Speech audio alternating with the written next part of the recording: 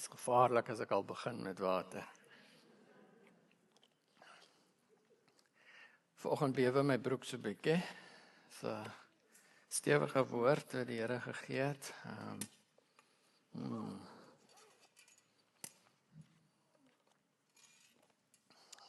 Vader, dankie. Here, dankie. Ons is nie waardig om die woord te bring, nie, Here.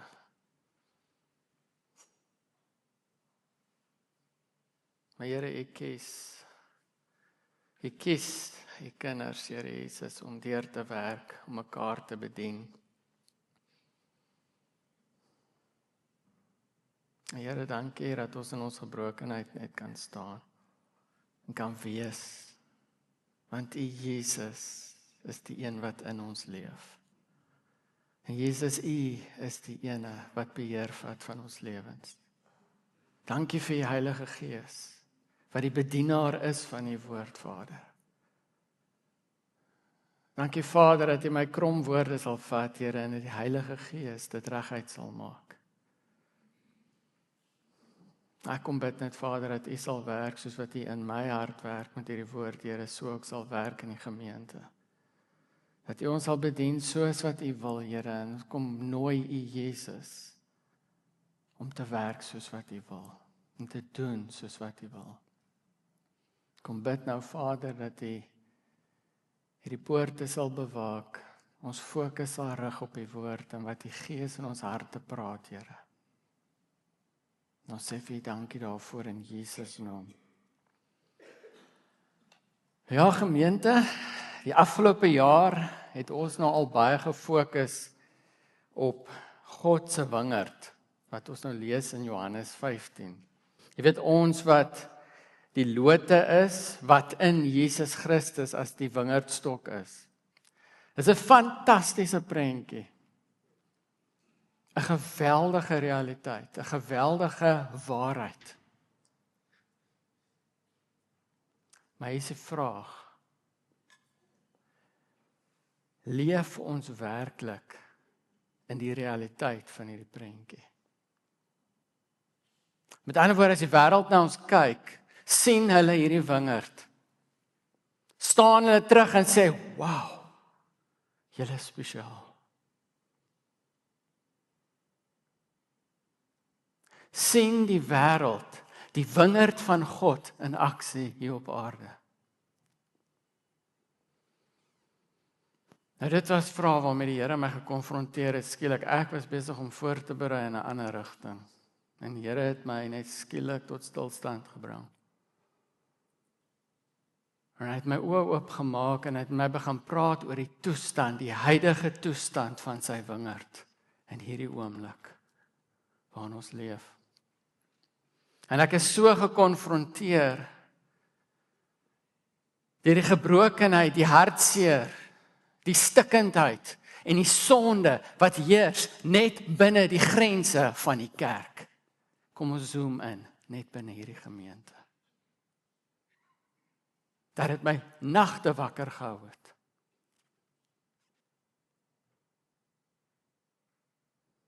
En ek die erns van die Here gehoor het. En ek het net besef, ons kan eenvoudig nie net so aangaan nie. Ons moet kom op 'n plek wat ons stop en besin, waarmee is ons besig? Waarmee is ons werklik besig? So hoor vanoggend die erns van die Here. Ek weet, mense hou nie gewoonlik van sulke tipe boodskappe nie.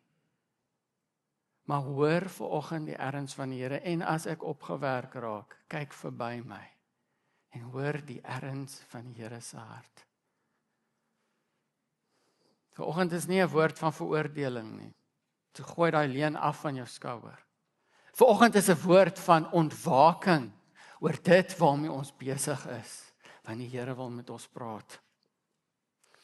Nou hier is die ding, as ons sê dat ons is in Christus, en Christus is in ons, wat die waarheid is, amen. En as ons verklaar dat ons is meer as oorwinnaars, soos Waldie vanoggend gesê het, wat die waarheid is. Amen. Hoekom sukkel ons om in die realiteit van hierdie waarheid te wandel? Hoekom val soveel gelowiges se lewens, se huwelike, se huise, se werksituasies, se verhoudinge uitmekaar? Hoekom lyk ons en praat ons en leef ons so slagoffers in hierdie wêreld, terwyl ons verklaar, ons is meer as oorwinnaars? Hoekom loop ons rond met die kennis, maar wanneer dit kom by die tekkie wat die teer tref, dan leef ons iets anders, of lyk ons iets anders vir die wêreld? Waar is ons lewensvreugde werklik? En daai vrede en liefde waarvan ons praat, waar is dit werklik?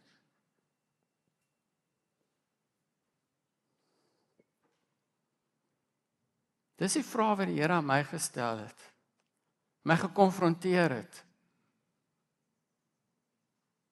Maar soos die Here weet, ek het nie die antwoord op dit nie. Hy het. En hy het vir my die antwoord ook kom gee, 'n baie reguit en eenvoudige antwoord. En hy het gesê, ons laat die duiwel toe.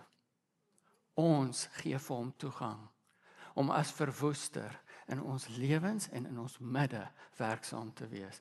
Ons gee hom die reg.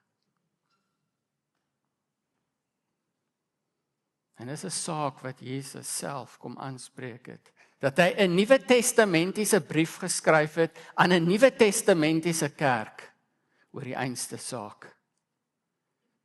En wat hy vanoggend met ons oor wil praat. En dit is sy brief aan die gemeente van Thyatira, in Openbaring 2 vers 18 tot 23, wat ek vir julle gaan lees. Eers het ek water nodig. So die wat wil blaai, kan blaai soontoe. Die skrif gaan die bo op wees. Ek lees vir julle uit die 2020 vertaling, wat 'n vars verwerking is eintlik van die 53 vertaling. So ek hou van die 53 vertaling, se Afrikaans is net bietjie oudtyds. So die 2020 vertaling het net 'n beter Afrikaans, maar sy vertaling werk dieselfde. So ek lees vir julle, skryf ook aan die boodskapper van die gemeente in Thyatira. Dit sê die Seun van God, wat oë het soos vlammende vuur en voete soos gloeiende koper. Dis 'n prentjie van Jesus as die judge. Vlammende vuur is 'n prentjie van Jesus as die judge. En onthou nou, dis nie 'n Ou Testamentiese brief nie. Dis een van Jesus se laaste skrywes aan sy kerk. Ek ken jou dade in liefde en geloof en diens en volharding, en weet dat jou latere dade die eerstes oortref. Maar ek hou dit teen jou, dat jy die vrou Isebel net laat begaan. Sy wat haarself 'n profetes noem, en my diensknegte leer en verlei om te horeer en om in afgodsoffers te eet. Ek het haar tyd gegee om tot bekering te kom, maar sy weier om haar te bekeer van haar hoerery. Kyk, ek werp haar op 'n siekbed, en ook hulle wat met haar egbreek gepleeg het in groot verdrukking, as hulle nie van haar praktyke bekeer nie. En haar kinders sal ek met die dood tref. Laat al die gemeentes daarvan kennis neem, dat dit ek is, wat niere en harte deurgrond. Ek sal elkeen van julle beloon, volgens julle dade. Dis 'n baie ernstige brief aan van Jesus aan sy eie kerk, sy eie kinders. En ons hoor in hierdie brief die erns van die Here. Ons hoor die lyn wat hy in die sand trek vir daai gemeente. Maar eers gou so 'n bietjie agtergrond. Thyatira is 'n Romeinse stad in die provinsie Klein-Asië wat vandag die hedendaagse Turkye is. Dit was 'n stad vol afgodsaanbidding gewees. Daar was baie afgode gewees. Maar wat baie interessant is van Thyatira is dat daar was geweldig baie handelsgilde gewees. Nou dit is ekonomiese belangegroepe. So ouens met verskillende ambagte het 'n handelsgilde gevorm waar hulle die bevordering van hulle ambag bespreek en basies bevorder. Jy weet die pryse vasmaak, daai klas van goed, julle ken dit. Besigheidsmense ken wat jy saamkom en jou handelsrigting wil bevorder.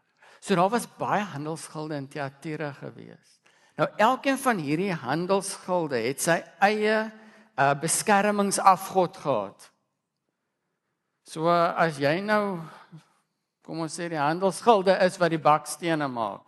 Of hulle bakstene gemaak of klippe gekap. Kom ons sê jy was 'n Bobas klipkapper. So daar was al die klipkappers was saam gewees. Ek kan nou nie sê die mechanics nie, want dit sal nou nie gewerk het nie, nee.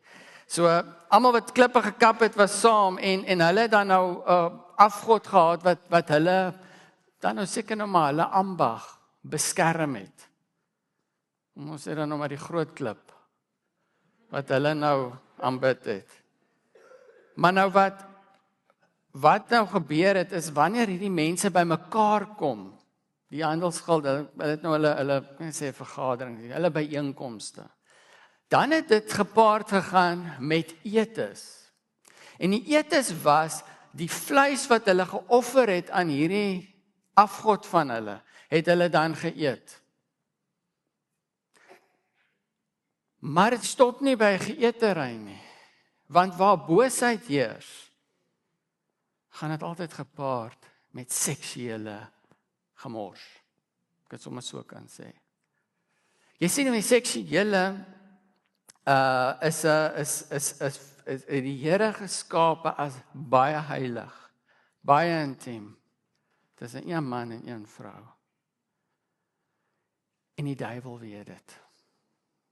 So hy doen alles in sy vermoë om dit lelik te maak, om dit te verwoes, te ontheilig en dit morsig te maak, om dit 'n prentjie te gee wat dit nie is nie.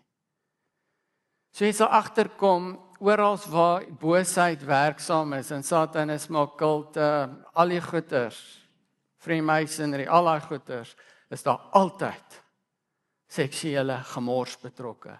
Nou in hierdie handelsgilde, by hulle byeenkomste, het hulle die vleis geëet. En dan het hulle oorgegaan in seksuele praktyke en in orgies. Dit was 'n morsige storie gewees. So ek wil julle met die prentjie kry van wat Thyatira was. Dit was 'n stad vol afgod, aanbidding, vol boosheid, vol morsige byeenkomste en goeters. Dit was nie 'n lekker plek nie. Maar binne hierdie bose stad was daar 'n groepie gelowiges gewees. Because the light is in the darkness. Daar was 'n groepie gelowiges en hulle is die gemeente van Thyatira gewees. En ons sien in Openbaring 2 vers 19 dat daar werklik wonderlike vrug onder hierdie gelowiges was. Jesus noem dit. Hy sê, ek sien julle goeie dade, julle liefde en julle geloof en julle diensbaarheid en volharding. Dit was hoe die wingerd gelyk het. Dit was die mooi deel daarvan.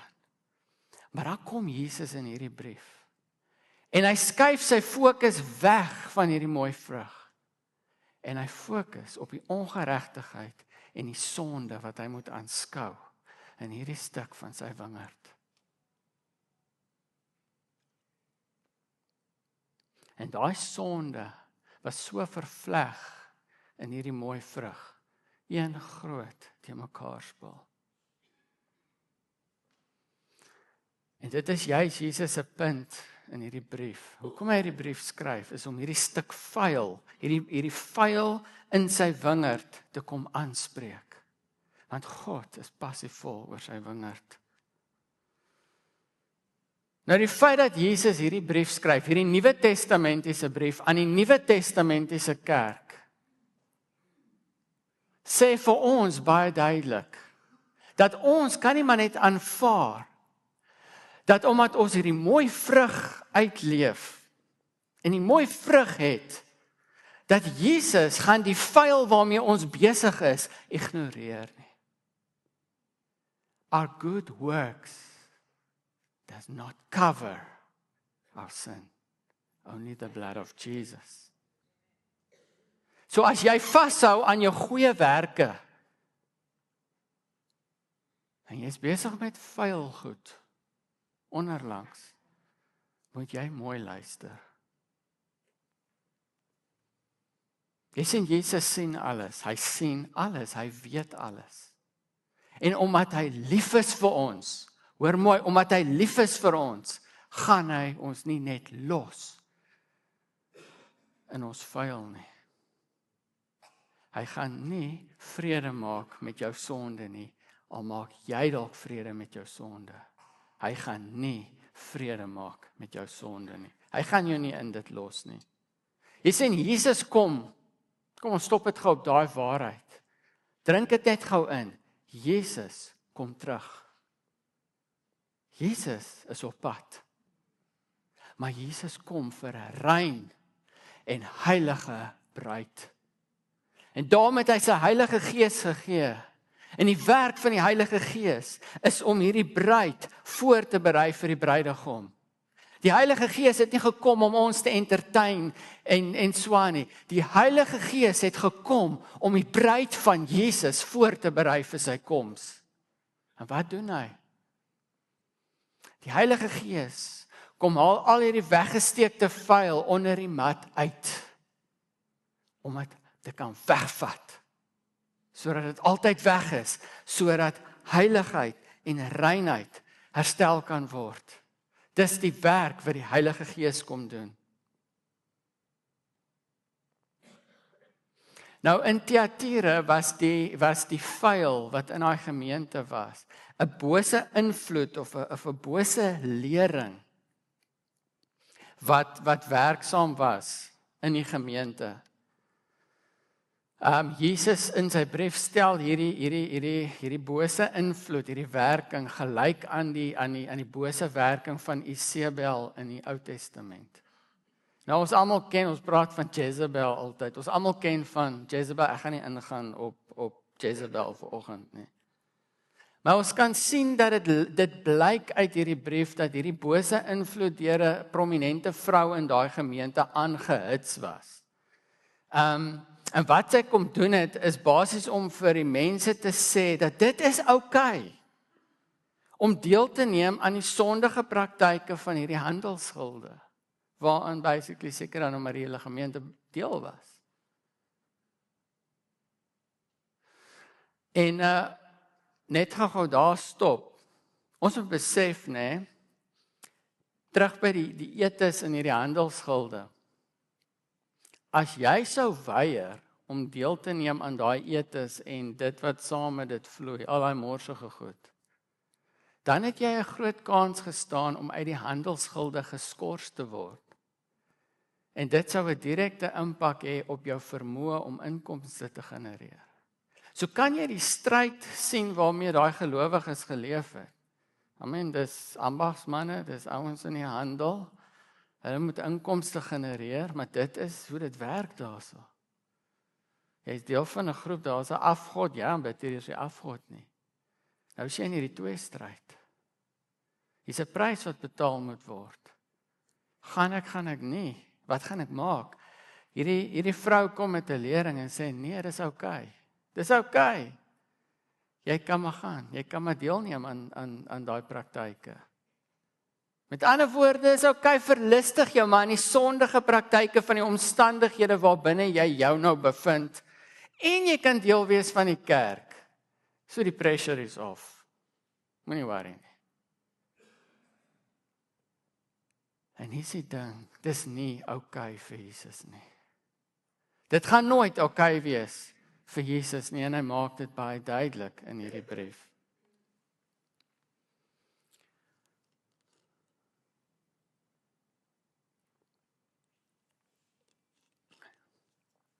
Nou dit bring my by baie belangrike punt in hierdie brief van Jesus, wat ons nie moet miskyk nie. En ek wil hê jy moet dit baie baie mooi raak sien. Dis 'n fondasie beginsel in hierdie brief wat Jesus skryf. Sy hele begeerte en motivering in hierdie brief is dat elke een wat betrokke is by daai vuil in die gemeente, by daai bose werking, daai lering, daai en die uitvoer daarvan, die deelname daaraan, dat elke een tot inkeer sal kom. Jesus kom bied sy genade aan in hierdie brief aan sy gemeente. Hoekom? Want hy's lief vir hulle. Ons kan baie maklik dit net lees uit 'n strafhoek uit en die genade mislees. Maar as jy baie mooi gaan lees daar, is Jesus draai nie doekies om nie. Hy noem die ding wat hy is. Maar dan kom hy onmiddellik met sy hele motivering is dat jy tot bekering sal kom, tot inkeer. Dit is sy motivering met daai brief. Jesus se liefde, dis inherent. Liefde van Jesus wat jy sien in die woorde van daai brief. Hang net af hoe jy dit lees. Ons sien daar sodat hy hierdie vrou van Thyatira, wat nou eintlik aan die stuur is van hierdie lering wat nou uitgaan. Ons sien dat hy vir haar kans gee om tot inkeer te kom. Maar sy wou nie. Haar keuse. Sy wys die genade van Jesus Christus af. Sê, ek stel nie belang nie. Weier, gee nie om nie. Wat sê Jesus? Ek gaan jou op 'n siekbed sit. Hy straf haar met siekte. Nou loop ek weer op gevaarlike terrein hierso. Bring die Here siekte. Ek bedien die woord, ek gaan nie in teologiese goeters in nie. Dis wat die woord sê, Jesus het die vrou met siekte getref. Hoe lank is jy besig om die genade uitroep van Jesus te ignoreer wat hy vir jou sê, kom tot inkeer. Kom tot inkeer met dit waarmee jy besig is. Hoe lank loop jy rond met dit al? En dan wonder jy oor die teëspoed wat jy kry. En jy wonder oor die siekte en goeters waarmee jy sukkel. Jy wonder daaroor. Maar hoe lank loop jy rond? Die Heilige Gees wat vir jou sê, kom tot inkeer. Julle, hierdie is 'n baie, jy het nie teologie nodig om hierdie brief te probeer verstaan nie. Dit sê wat dit is. Ons sien ook dat Jesus roep diegene wat verder deel was aan die goed wat geleer is in daai kerk. Dat hy vir hulle ook sê, ek roep julle ook tot bekering. Ek gee julle ook kans om tot bekering te kom. Hy sê, maar as julle nie tot bekering gaan kom nie, as julle nie gaan stop en tot inkeer kom nie, dan gaan ek julle onder groot verdrukking bring. Dis smart. Dis die dissipline van die Here. Hy sal so ver gaan om mense te kry op die plek om tot inkeer te kom.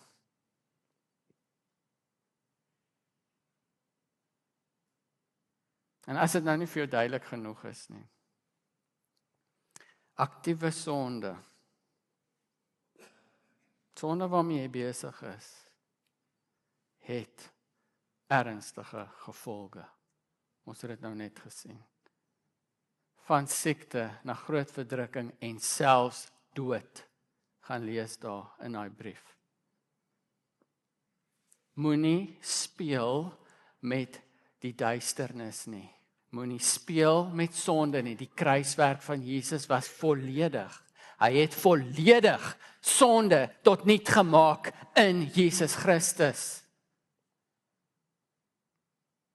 Is Jesus Christus maar net vir ons 'n gedagte? Is Jesus Christus maar iets in die geskiedenis wat gebeur het? Of is Jesus Christus waarlik jou wingerdstok in wie jy is? Want dan is jy in sy oorwinning oor sonde.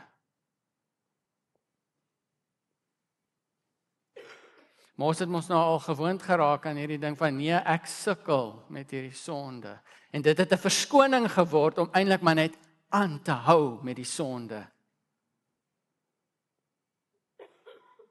Kruiswerk van Jesus het die hoogste gesag ooit. By die kruis van Jesus is die einde van sonde. Hy doen nie 'n halwe werk nie. Hy doen 'n volledige werk, maar dit kos prys van jou en my. Gaan ek werklik kniel en oorgee aan die kruiswerk van Jesus volledig.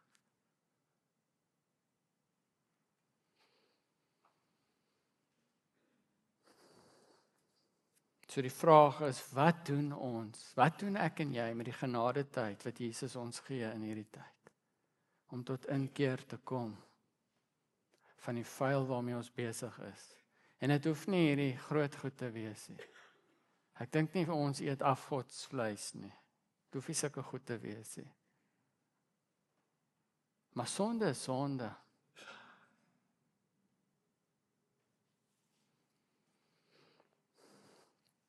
Nou wat hierdie brief ook duidelik om uitwys, waaruit ons kan leer, is die strategie waarmee die duiwel werk in ons lewens en in ons midde. Jy sien die duiwel hy kom nie met horingkies en 'n vurk aan, dat jy hom al daar ver sien aankom, en sê, okay, daar kom die duiwel nie. Nee, hy kom soos een wat inpas onder die gelowiges. 'n wolf in skaapklere, ons ken dit, nê? Hy kom in, sodat ons eintlik by hom kan inhak. Hy praat ook met autoriteit in ons lewens. Hy praat ook op 'n manier wat jy aanklank vind by hom en al voel, maar ek moet na jou luister. Wow! Jy sien, dit is wat die vrou van Thyatira was. Sy het haarself 'n profetes genoem. Ek hou nogals van die manier hoe Jesus al vir haar sê, ja, jy noem jouself mos 'n profetes. Jesus noem haar nie 'n profetes nie. Sy noem haarself 'n profetes.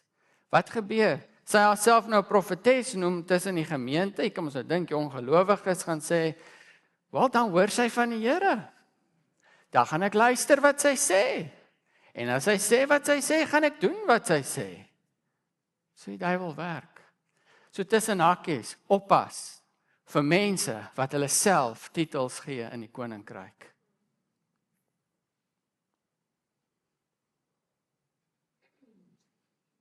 Jesus alleen het die titel, die hoogste titel in die koninkryk. He is the King of Kings and the Lord of Lords. He is the head of the church. Hy is ons herder. Oppas vir mense wat hulle self titels gee.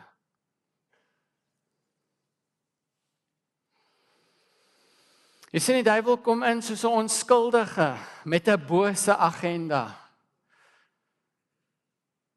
En al wat hy wil doen is hy wil jou verlei om in kompromie met sonde te gaan, want dis al wat hy wil kry. Hy wil jou kry in die struik, in die modder van sonde. Dat jy vuil kan raak. En dan gee dit sommer vir hom genot, jy weet, wanneer daai vuil sommer so in die kerk is, om vir Jesus te kan wys, kyk wat doen ek aan jou wingerd.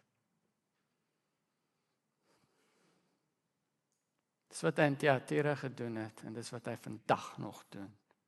In ons lewens en in ons midde. En dit bring my by die groot aanklag wat Jesus teen die gemeente van Thyatira gebring het, en wat hy vanoggend voor ons hou. Nou, om dit te verduidelik, gaan ek eers vir julle lees uit 1 Petrus 5, vers 8 tot 9.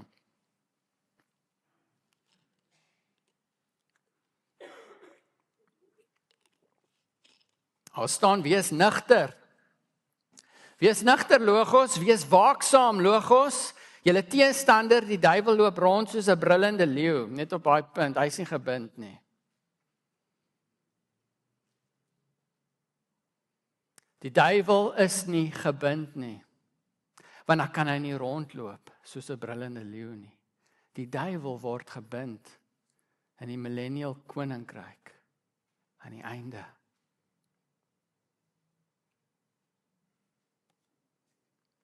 Hy is op soek na wie hy kan verslind. Hom moet julle teenstaan. standvastig in die geloof.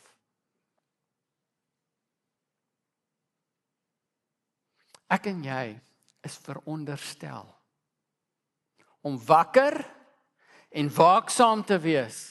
Ons radars moet ingestel wees. Ons moet op ons hoede wees. Ons moet sensitief wees vir die werke van die bose in ons lewens en in ons midde. Dis wat Petrus daar sê, ons is veronderstel. Elke een van ons, elke een. Sampe soos my hond. Ons het 'n hond gekry. Hulle het gesê die hond is alright met katte. Net katte wat moeilik is nou nie lekker met haar nie. Kyk hierso, ek het 'n ander prentjie gesien. Hierdie hond sal slaap in die middel van die nag, sal sy uit haar slaap uit opvlieg en in 'n toestand gaan, want op 'n manier het sy, ek weet nie hoe nie, besef daar's 'n kat buite. Ek kyk as sy die kat kry, gaan sy hom verslind. Maar iets in dit het net vir my, wat die Here net vir my kom wys het, dit is wat hy bedoel, wanneer jy wakker en waaksaam is. Dat jy besig is met jou alledaagse lewe, maar jy kan in 'n oomblik opvlieg, omdat jy die duiwel se werk sien. Dit is wat dit is wanneer jy wakker en waaksaam is. Sien Efesiërs 6 vers 10 tot 11 sê duidelik, ons is veronderstel om in die krag van Jesus 'n posisie in te neem teen die werke van die bose. Geklee in die volle wapenrusting van God, moet ons die duiwel aktief teenstaan. Dis nie 'n opinie nie, dis nie 'n opsie nie, dis 'n opdrag. As kinders van Jesus, as deel van sy wingerd, het ons elkeen 'n verantwoordelikheid om waaksaam te wees, maar ook om geklee te wees in die wapenrusting, in 'n posisie wat teen die werke van die vyand staan. Hoekom het die vyand 'n field day om ons met versoekings te kom aanval? Hoekom? Want ons staan nie wakker teen hom nie. Dis 'n probleem.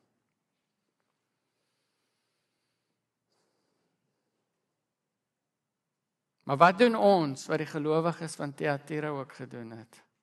Wat is die aanklag teen ons vandag? Ons laat die duiwel begaan. We tolerate him. Ons sê, dis okay. Dis okay. Op 'n manier sê ons, dis nou maar okay vir wat die duiwel nou maar doen in ons midde en in ons lewens.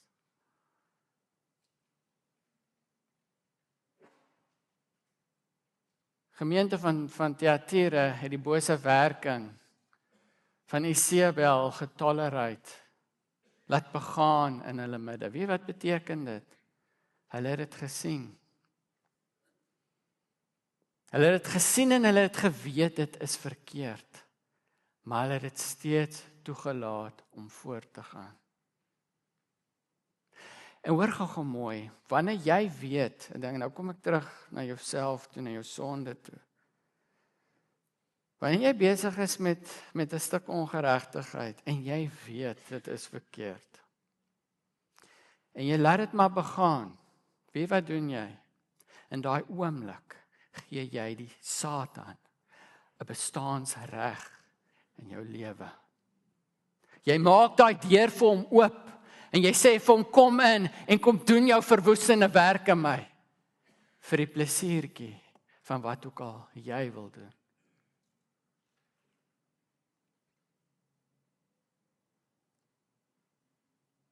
En al wat die vyand wil kom doen is om skade aan te rig. Die brullende leeu wil kom verskeer. Hy wil kom skade doen. Julle, dit is 'n geweldige ernstige saak. Dis nie 'n opinie nie. Dis 'n ernstige saak.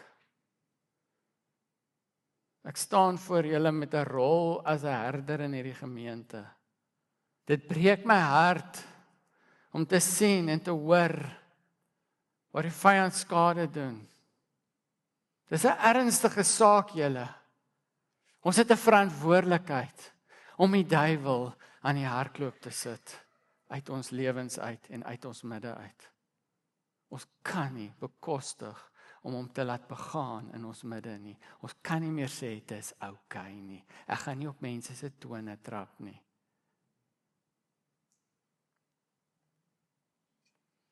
Jy sien, solank as wat jy voortgaan, om jou lewe in te rig, met die invloed van die bose as deel van dit. As jy nou maar sê, ag, weet jy, ek sukkel nou maar met dit, en jy rig jou lewe in, en jy gaan nou maar aan met dit, dan gaan jy lewe as 'n slagoffer. Daar is geen manier dat jy in so 'n posisie kan lewe as 'n oorwinnaar in Christus nie, want jy kies 'n lewe van kompromie.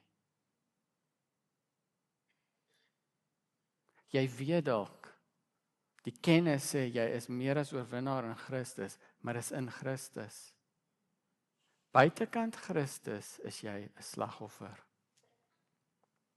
En as jy jou lewe gaan inrig om plekkie te maak vir die werke van die bose, sy vuil goed, dan is jy in 'n plek van slagofferskap. En wat Jesus vir ons wil sê is, dit moenie so wees nie. Nou om op die plek te kom, waar ons nou graag wil kom, is om op te hou, om die duiwel te tolerate. Want dis wat Jesus vir ons sê. Nou om op daai plek te kom om op te hou, moet ons sekerlik eers verstaan, wat is die areas waar ons die duiwel laat begaan. Dat ons kan weet, dat ons kan in posisie kom. Nou daar is baie areas en ons het nie soveel tyd nie, so ek gaan fokus op 4 areas, want dit is 4 areas waar ek die duiwel in my lewe al getolereer het, en waar ek steeds met hom moet beklei, want hy kom klop aan daai deure.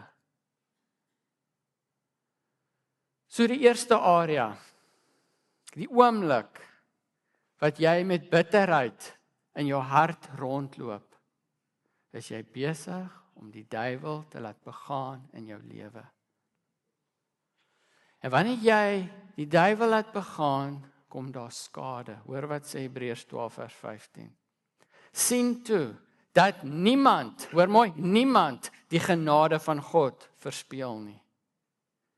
Sodat geen wortel van bitterheid opskiet en moeilikheid veroorsaak en baie daardeur besoedel word nie. Hoor jy die gevaarlikheid van bitterheid in jou hart? Dit besoedel nie net jou lewe nie, dit besoedel ander. Dit is wat bitterheid doen. Iemand doen iets aan jou, maak jou seer, stel jou diep teleer en jy neem aanstoot. Alles hier binne-in, net die binne in jou. En solank as wat daai onvergifnis in jou hart leef en bly saamloop. Jy sien, man, is baie keer lekker om in daai afguns en in daai aanstoot te leef. Vorm 'n tipe van 'n haat binne in jou. Die vlees hou daarvan, die gees nie. Maar nou loop jy met dit en jy daai onvergifnis bly maar net daar. Solank as vir die onvergifnis daar bly, weet jy wat doen hy? Gee geboorte aan bitterheid.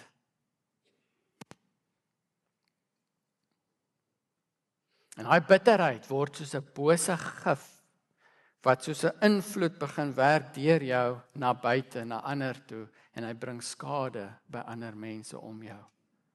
Die onkruid in jou hart raak die onkruid wat jy begin saai in ander mense se lewens deur hoe jy praat en wat jy sê en aan wie jy dit sê.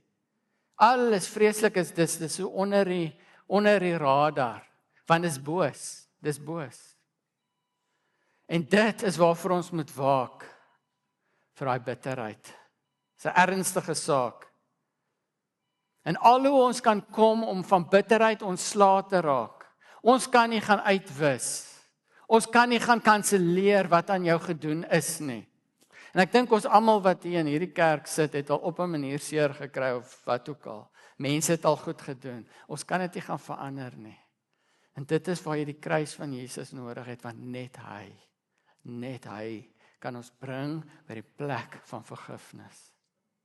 So as jy sit met bitterheid in jou hart en jy's besig om die duiwel te laat begaan, to tolerate him in your life op daai area, wil ek vir jou sê, al hoe jy vir hom gaan uitkry en stop tolerating is om by vergifnis uit te kom. We have to forgive. En ek weet dit is moeilik. But we have the Holy Spirit. En hy sal dit vir ons doen. Hy sal ons begelei in dit. As jy bereid is. Dis bonatuurlik, julle. Dis bonatuurlik wat hy in jou kan doen. En hy wil dit doen, maar ek moet hom die reg gee. Ek moet vir hom vra om dit te doen. Ek het dit beleef in my eie lewe. Dit is bonatuurlik. Die krag van sy vergifnis aan iemand wat jou seer maak, is bonatuurlik. Dat jy selfs eintlik staan, wow, hoe is dit moontlik? But with God, all things are possible. Laat gaan die bitterheid. Tweede area, dat ons die duiwel laat begaan in ons lewens, is wanneer jy die seer en die sonde van die verlede lewendig hou in jou gedagtewêreld. Baie gevaarlik. Jy sien, dit wat vergewe en afgehandel is aan die kruis, dit wat reeds dood en uitgewis is onder die bloed van Jesus, is gekanselleer, dit bestaan nie meer nie. Kom, hou jy lewendig in jou gedagtewêreld deurdat jy dit vertroetel. Nou gaan sit en bedink jy dit weer. Ons het dit in hierdie gemeente beleef, hoe mense aandring, om die sonde van een mens wat agter die kruis is, te moet gaan uithaal. Julle, dis boos. Dis boos. Want wat agter die kruis is, moet nooit weer na vore kom nie. Dis dood, dis gekanselleer, dit is nie meer deel van daai mens nie. Nooit weer nie.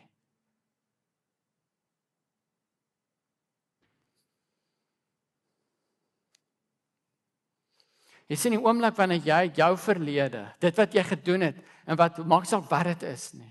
Maar wanneer jy by Jesus gekom het en sê, Here, ek is jammer, ek het gesondig, ek het dit afgegee, is klaar, se kanselleer, is dood, is weg, uitgewis voor God, die Vader wat alles weet. Dis uitgewis voor hom, dan moet dit uitgewis raak voor jou ook. You have to let go of it. Jy moet dit kanselleer. Maar as jy dit nie gaan los nie, en jy gaan die hele tyd daaroor dink, en jy gaan dit lewendig hou in jou gedagtes, dan is dit asof jy dit maak dat dit weer waar is oor jou. En solank as wat jy dit doen, gee jy die duiwel die reg om jou onder die mag van shame, shame te kom gevang hou. En al wat hy doen is, hy kom breek jou af, oor goed waarvoor jy onskuldig staan, in realiteit, voor die Vader. We have to let go of the past. Filippense 3 vers 12 tot 13. Nie dat ek dit al verkry het of reeds volmaak is nie, maar ek streef daarna om dit my eie te maak, omdat Christus Jesus my reeds sy eie gemaak het. Broers, ek reken nie dat ek dit self reeds my eie gemaak het nie, maar een ding doen ek, nou baie goed gesê om by hierdie uit te kom. Ek vergeet die dinge wat agter is en strek my uit na wat voor lê. Julle moet die konteks van Paulus verstaan. Hy was 'n moordenaar van Jesus se kerk. Kan jy dink die verlede wat hy moes saamsleep? Maar Paulus kon nie sy roeping uitleef as hy nie die verlede laat gaan het nie. En daarom is dit sy werk om die verlede te vergeet en om uit te strek na wat nuut is. Jy sien, want God het 'n nuwe prentjie. It is God who makes all things new and beautiful. Dis wat hy doen. Dis wat voor jou lê. Verlede, los dit. Maak jou los van dit. Al moet jy tyd spandeer om jou los te maak van dit. maar kom los van wat agter is. Jesaja 43 vers 18. Moenie dinge van vroeër in herinnering roep nie. Moenie dit gaan besoek nie. Julle, dit is 'n geweldige ding hoe die duiwel se aanslag kom, om jou te trek om die verlede te gaan besoek. Die herinneringe van wat was, weerstaan hom. Jy kan nie bekostig dat hy jou gaan intrek in die herinneringe van die verlede nie. Op vorige gebeure moet julle nie die aandag vestig nie. Ons moet dit nie airtime gee nie. Moenie eers dit gaan bedink nie. Dis ons verantwoordelikheid om dit te doen. Maar die Heilige Gees gee vir ons die krag om dit te kan doen.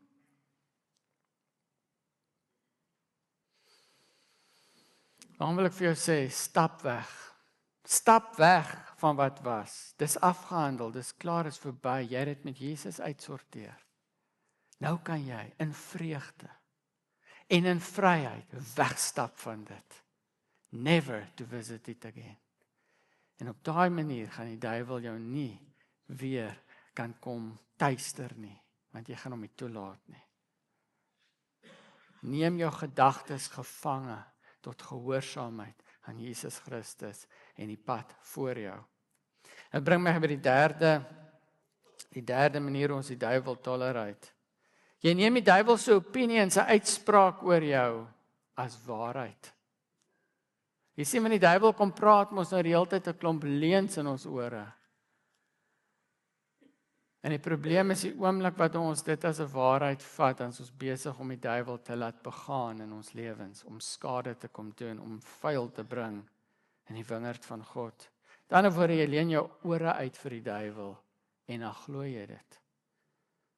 Jy sien die verhaal in 1 Konings 19 vers 1 tot 4, toe Agab vir Isebel, jy sê alweer, toe Agab vir Isebel alles vertel wat Elia gedoen het, en hoe hy al die profete met die swaard doodgemaak het, stuur Isebel 'n boodskapper na Elia om vir hom te sê, mag die gode my swaar straf, as ek nie môre teen hierdie tyd jou lewe maak soos die lewe van een van hulle nie. Hy het bang geword. Nou die 53 vertaling sê dat Elia het gesien wat sy sê en hy het bang geword. Hy het hom gereed gemaak en uit vrees vir sy lewe pad gegee. Toe hy in Berseba, wat aan Juda behoort, aankom, het hy sy dienaar daar agtergelaat. Hy self het egter die woestyn ingegaan, 'n dagreis ver. Daar aangekom het hy onder 'n wit besembos gaan sit en gevra dat sy lewe tot 'n einde moet kom. Hy het gesê, dit is nou genoeg, Here, neem my lewe, want ek is nie beter as my voorouers nie. Die bose Isebel, Jezebel, soos ons haar ken, het 'n vreesagtige uitlating oor Elia se lewe gemaak. In daai oomblik het hy die woorde gehoor en hy het 'n prentjie gevorm van hoe dit sal uitspeel, van hoe hy gaan doodgaan. Hy het al woorde gevat en hy het dit omskep in 'n realiteit en hy het dit geglo. Onthou, dit was net woorde. En hy het 'n prentjie gaan vorm, dit 'n realiteit gaan maak en dit geglo. In daai oomblik het hy die vyand toegang gegee om hom met vrees te kom oorweldig. Hy het die duiwel die reg gegee om met vrees te kom. En daai vrees het van Elia 'n vlugteling gemaak. Iemand wat weghardloop. Jy kry dit. Mense is heeltyd aan die hardloop. Die vrees jaag hulle. En Elia het uit vrees uit begin hardloop. Tot 'n plek van 'n diep depressie. So ver dat hy teen sy eie lewe gewens het. Ons praat hier van die groot profeet Elia. Wie is ek en jy? Teenoor die groot profeet Elia. Hy het net daai deur oopgemaak vir die duiwel om te sê, ek luister na hierdie woorde en ek vat dit as 'n waarheid en ek glo dit. En die duiwel het hom op 'n rand gesit. Maar die Here het dit nie toegelaat nie. En dis wat kosbaar is. So dis gevaarlik om die leuns van die vyand wat hy oor jou lewe bring te tolereer, te laat begaan. Moenie. Bring my by die vierde en die laaste area waar ons die duiwel laat begaan. Julle, dit is die mees gevaarlikste manier, en nou moet jy jou ore spits. Ek is bly die tieners is hier. Soos hulle inkom, gaan ons nou praat. So, dit is die mees gevaarlikste manier wat jy die duiwel kan laat begaan in jou lewe, en jy moet jy regtig mooi luister nou. Aktiewe sonde. Willful, unrepentant sin. Sonde wat jy weet, jy nou mee besig is. Wat jy wegsteek in die donker, terwyl jy daarmee voortgaan. Die mees gevaarlikste manier om die duiwel te laat begaan in jou lewe. Geheime sonde, wat jy wegsteek. Niemand moet weer daarvan nie. Nou buite skep jy die idee dat jy lewe opreg voor die Here en jy stap die pad en jy soek sy heiligheid en jy's vol kennis en neem deel in al die goeders. Maar tog vertroetel jy in die geheim sonde wat net jy van weet. Jy sien as die duiwel ons op daai plek kan kry, het hy 'n geweldige houvas.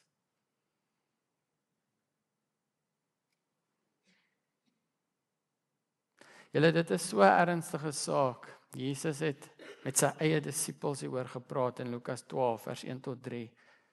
Hy het hulle gewaarsku. En wanneer hy hulle waarsku, beteken dit is omdat dit is iets waarvoor hulle juis moet wakker wees. Wanneer Jesus sy disippels waarsku, is dit om hulle te beskerm. Dat hulle nie daarin moet trap nie, al staan, terwyl die skare in hulle duisende saamdrom, sodat hulle mekaar byna vertrap, begin Jesus toe eers met sy disippels praat. So ernstig is hy oor hierdie saak. Hy los daai duisende wat besig is om 'n sirkus te veroorsaak, soos hulle vertrap. Hy los hulle om met sy disippels oor hierdie saak te praat. Wees op julle hoede vir die suurdeeg van die Fariseërs. Dit is hulle skynheiligheid. Jesus waarsku sy disippels, julle kan nie waag om in skynheiligheid te val nie, want dit is 'n suurdeeg wat aanhou versprei soos 'n bose ding. En dan kom hierdie baie belangrike woorde en nou moet jy ore spits. Daar is niks bedek wat nie openbaar sal word nie. Daar is niks verborge wat nie bekend sal word nie. Wat hy vir sy disippels sê is moenie in daai gat gaan trap om te dink jy kan goedjies wegsteek nie.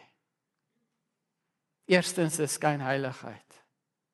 Maar tweedens, ek beloof vir julle, ek gaan dit openbaar maak. When God covers our sin, it is to remove it forever. Maar die Here gaan jou nie kom cover sodat jy kan aanhou in jou sonde nie. Groot verskil. Jy sien die Here is El Roi, God wat sien. Hy sien alles. God sien alles. Hy sien jou wat in jou hart aangaan. Hy sien die diepste motiewe van jou hart. Hy sien wat jy in die geheim doen. Hy sien jou pornografie. Hy sien jou ontrouheid in jou huwelik. Hy sien daai skuilie sake transaksies. Hy sien daai manier hoe jy iemand kan indoen. Hy sien daai belastingontduiking. Hy sien daai geskinder. Hy sien daai jaloesie en daai afguns. Hy sien alles. Hy sien alles. En hy gaan dit nie so los nie. Want dit is sy wingerd. Dit is sy wingerd. And he's the gardener. En hy gaan dit nie so los nie. Numeri 32 vers 23 sê, julle moet besef, ons moet besef, julle sonde sal julle inhaal. Dis 'n belofte van God. Hoor gou mooi. Sonde wat gedoen is, wat afgehandel is, wat by die kruis gekom het, is weg. Dis nie meer sonde nie. Dit kan jou nie meer inhaal nie, want dit bestaan nie meer nie. So sonde wat nog is, wat jy besig is om te vertroetel uit jou keuse uit, is sonde wat jou gaan inhaal, as jy dit nie bring by die kruis van Jesus en 'n einde bring daaraan nie. Dan gaan dit jou inhaal. Dis 'n belofte van die Here. Vir Isaiah, vir die vrou in Thyatira, het dit 'n siekbed geword. Dit het haar ingehaal. Want sy wou dit nie los nie.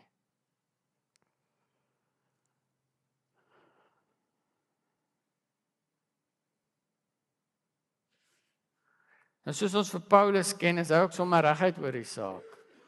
1 Korinte 6 vers 9 tot 11. Laat julle nie mislei nie. As hy so begin, dan beteken dit, daar's natuurlik lering wat dan nou anders te sê. So hy kom sê, laat julle nie mislei nie.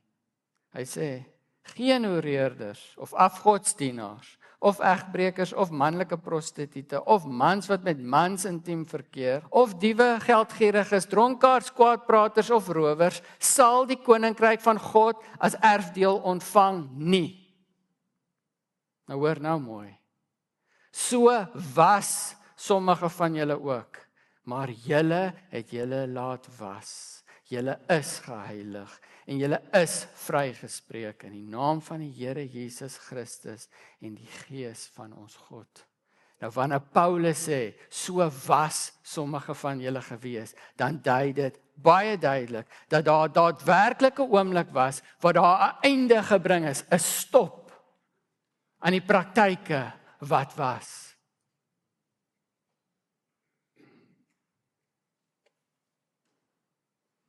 Oppas om die genade van Jesus Christus, wat duur gekoop is, goedkoop te maak.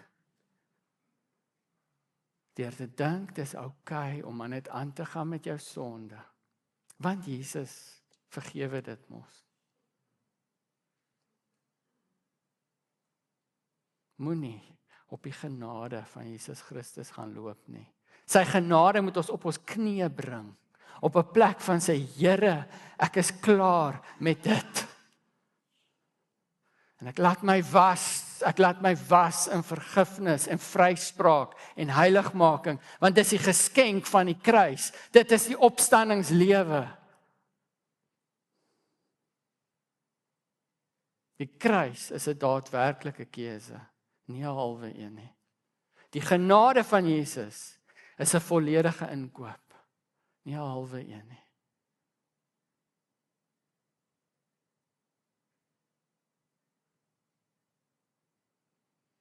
Julle, ek wil met alle erns sê, julle kan hoor ek is ernstig vanoggend, maar ons kan nie aangaan in ons sonde nie, veral nie die versteekte sonde nie.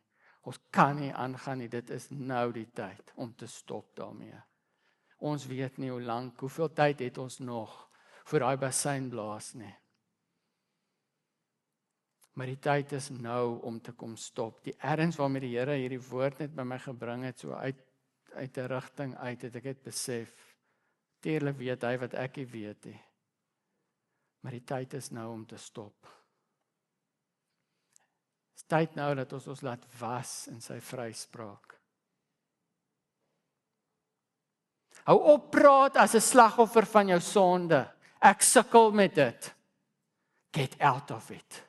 Now.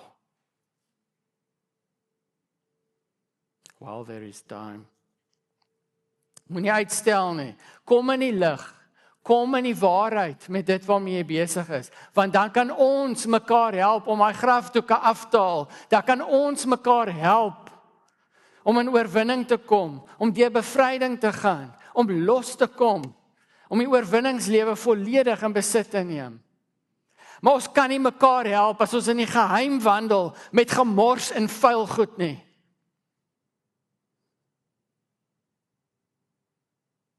Jesus sê, come clean my bride, come clean. Come clean. Ek herinner julle aan wat Waldie ons geleer het, so 2 of wat weke terug. Unconcealed truth niks weggesteek nie, is die gordel wat die hele wapenrusting bymekaar hou. Unconcealed truth. Hoor baie mooi. Efesiërs 6 vers 11 sê ons kan nie staan teen die verwoestende werk van die duiwel as ons nie geklee is in die volle wapenrusting van God nie. En dit begin by die gordel van unconcealed truth. Jy trek hom eers aan, gaan lees daar. Nothing hidden. Moenie dink jy kan die skuld van geloof optel. Maar die bel daar los nie, omdat jy aangaan met jou geheime sonde nie. Die duiwel sal vir jou pot, sal jou uithaal, van die waarheid sê jy die volle wapenrusting nodig.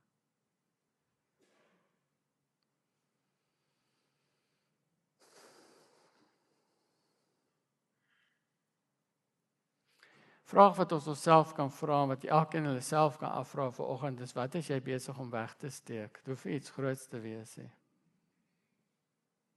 Draai jy goed in jou hart rond teen mense?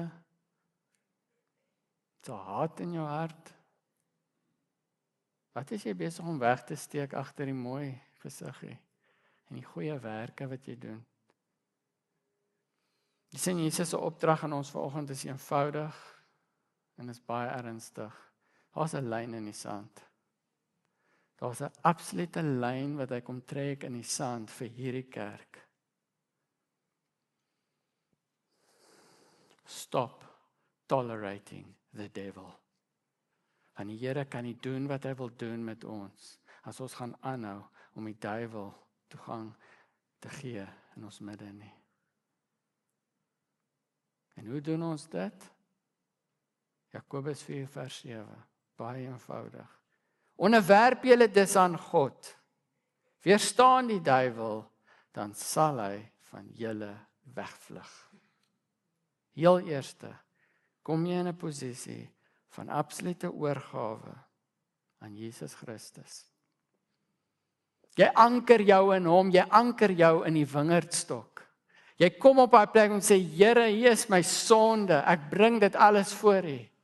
Ek kom in my gebrokenheid voor hom, en ek kyk na hom, en ek lê dit neer by hom. Ek onderwerp my aan die wingerdstok. En weet jy wat doen die wingerdstok? Hy ontvang jou en hy trek jou in hom in. Hy trek jou in hom in. En hou jou vas, en weet jy wat gebeur dan? Vanuit daai posisie in die wingerdstok, omdat jy tot oorgawe aan hom gekom en sê, Here, nothing hidden. Hier is ek, nothing hidden. En jy kom op daai plek van die oorgawe, dan staan jy op in die gesag van die wingerdstok. En jy kyk na die duiwel. En in die gesag van die wingerdstok Jesus Christus, en in die naam van Jesus Christus, sê jy vir die duiwel, nee, gaan weg. En weet wat beloof Jakobus ons? Die duiwel moet, en hy sal van jou wegvlug. What a victory. Dis oorwinningslewe. Dis 'n absolute oorwinningslewe, maar daai oorwinningslewe kom vanuit die wingerdstok uit. Maar ek moet eers kom op daai plek van oorgawe aan die wingerdstok. Nothing hidden. Want solank as wat jy saamleef met hidden sin, waarmee jy tans besig is jy besig om vir die wingerdstok te sê, nie alles nie asseblief. Hou daai stukkie uit. En dit raak vuil.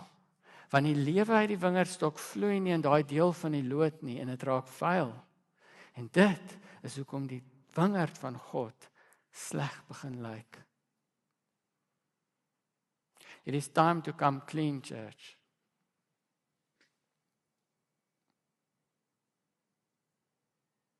Valde, julle kan asseblief vorentoe kom. Weer die tyd is op, maar ek wil hê die Here moet nog werk.